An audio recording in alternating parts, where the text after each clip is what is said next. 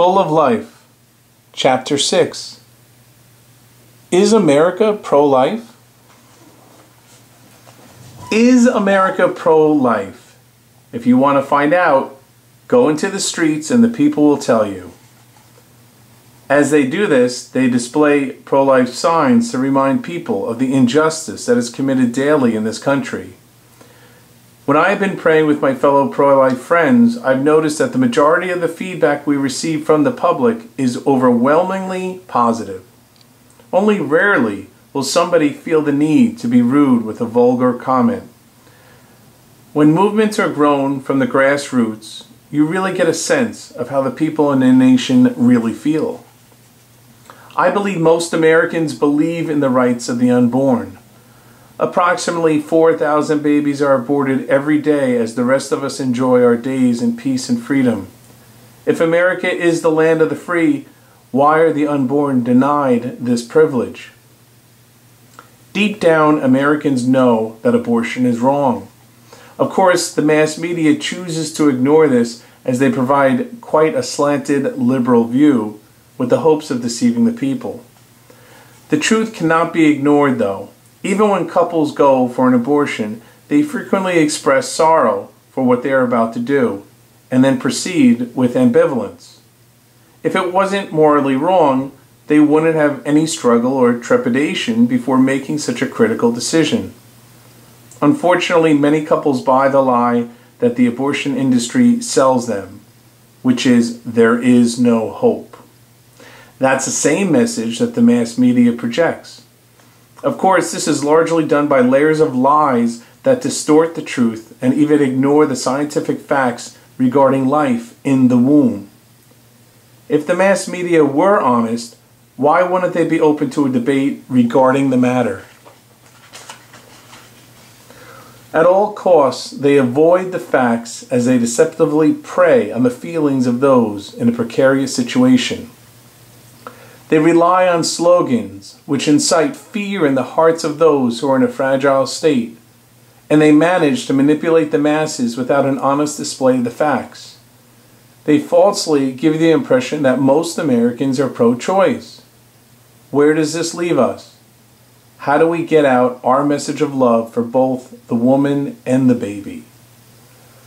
I still believe most Americans are pro-life, and the people who are unsure about the abortion issue only need to be properly educated.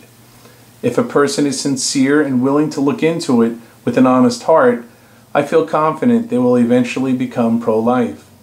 Personally, I can relate to this because at the age of 20, when I was in college, I had mixed feelings about the subject of abortion. Deep down, I was pro-life, but I had a sociology teacher who made statements that confused me. I respected her and liked her as a teacher. Besides, she was a professional, so I felt that she must be right since she was in a position of authority at a Catholic college. However, my intuition, which has always steered me clear of danger, alerted me with an uneasy feeling about her position, which I just could not ignore. One particular day, she stated, "I think abortion is a horrible thing, really. But I still think that people have the right to do it if they choose to do so." This just made no sense to me, and it was such a conflicting statement.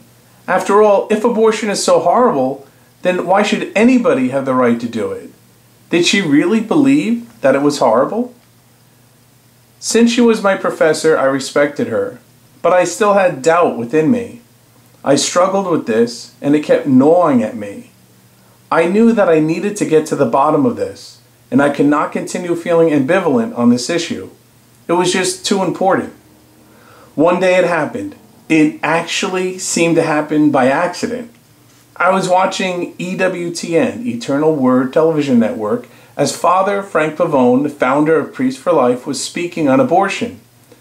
Around this time, the late Cardinal John O'Connor of the Archdiocese of New York gave Father Pavone the specific apostolate of educating others on abortion. Ironically, it seemed that Catholics needed this education just as much as anybody else. The episode I saw was so enlightening. It was as if Father Pavone lifted the veil of lies and exposed the truth about abortion in an instant. One thing that he said which I've always remembered, was that the pro-choice stance never ever wants to speak about the act of abortion. They are willing to talk to you about a variety of circumstances, such as extreme situations, but they will never talk about the actual act of abortion. As they avoid this particular aspect of the topic, they will talk to you about everything else as they engineer the language to best suit their needs. As an example, it is much more comfortable to say the termination of a pregnancy as compared with what it truly is, the killing of a baby. Sugarcoating the reality does not change that reality, nor does it lessen the guilt associated with the act. Denial does not help anyone as it continues the injustice and prevents the need for necessary healing. After listening to Father Pavone, I felt so relieved, and I can now see everything so clearly. Consequently, this knowledge demanded that I do something, and it was the birth of my own involvement in the pro-life movement. Another important point that Father Pavone has made for many years is that people need to see an abortion in order to have their hearts change. Many times he has said, once Americans see the horror of abortion, they will become pro-life. I really believe that this is most especially true. Pictures say more than words can at times. This is certainly true when an injustice is taking place. Of course, nobody wants to see an aborted baby. However, sometimes we need to see something that is so horrific that it inspires us to move out of our mold of complacency. Most Americans are too complacent about abortion as we have let it settle into our cultural landscape. The time of urgency is now. We need to get off of our couches and into the streets. The time to pray and counsel those who are most in need is now. Is America pro-life? Without hesitation, I would say so. We need to educate the American people and pray so that their hearts may be open to receive the truth about life. Then together as a country, we can be truly united as we fight for freedom for all of our citizens, including the unborn. The ugliness of abortion will be banished from this land as the beauty of a newborn child rightfully replaces it.